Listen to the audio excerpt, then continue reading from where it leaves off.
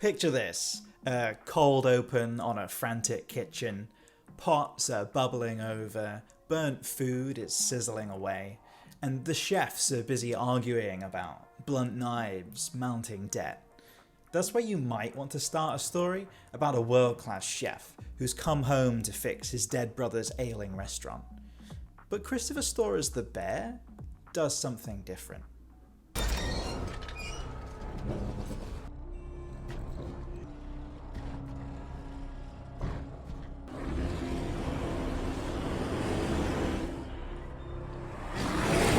This dream or nightmare sequence accomplishes several things for the story.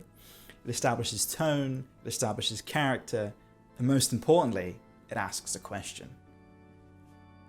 Why the hell is this guy uncaging a bear at night on a bridge? Questions demand answers, and as a writer, the best way to hook your audience is to make them ask these kinds of questions. In TV, the first act is called the teaser. It's literally the teaser. It's the big question. So you're drawn into it. Then, of course, there's another question, and it goes on and on.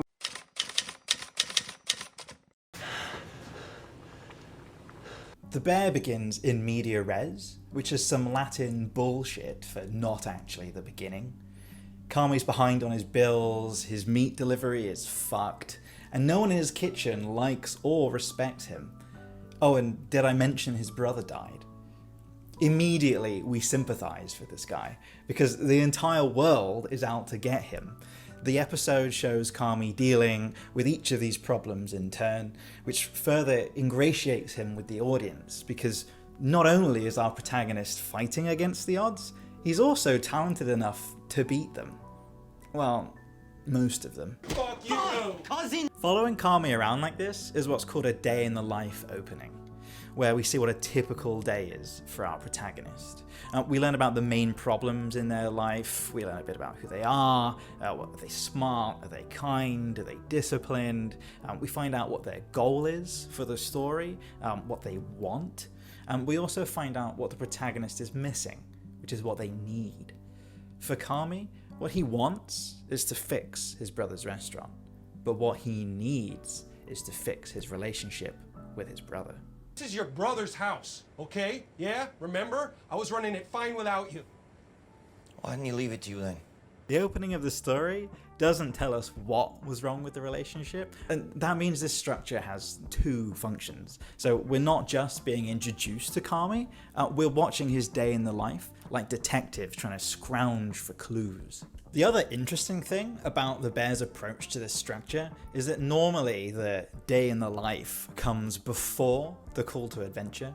So like in Breaking Bad, we see how miserable Walter White's life as a teacher is before he gets his cancer diagnosis, meets up with Jesse, and starts on his journey to become the world's most badass drug kingpin.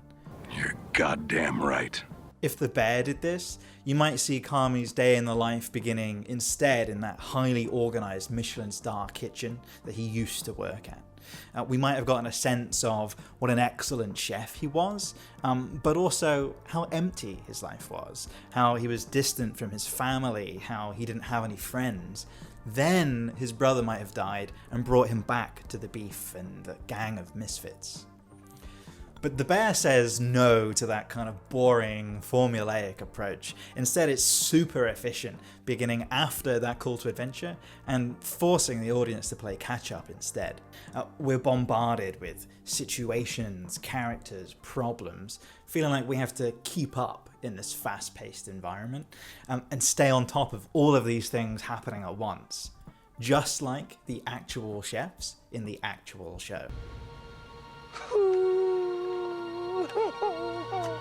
But we aren't left to figure this all out on our own. To help us keep up, our friend Christopher has given us a tool in the form of a character, Sydney. Hi, hello. Sydney's new to this whole situation, and she starts her first day at the restaurant on the same day that we do. So she's a stand-in for the audience, and she's used as that vehicle to deliver us exposition. Through Sydney, we learn who Carmy is. The most excellent CDC at the most excellent restaurant. We learn what happened to his brother. He shot himself in the head 4 months ago. And we learn how the other characters feel about it and their relationships to one another. Fuck off. So by the end of that first episode, we have all the context we need to understand the world and the characters within The Bear. But like all good openings, it leaves plenty of juicy questions unanswered and establishes the rivalries and rough trajectories for all these characters, leaving us waiting to see more. And this is like the cherry on top for a good opening, but if you pay attention, like real close attention, it also foreshadows how our protagonist is going to achieve his wants and needs by the end of the story. Now, I won't spoil it, but that gluey, mushy bullshit is not bailing us out this time. oh really?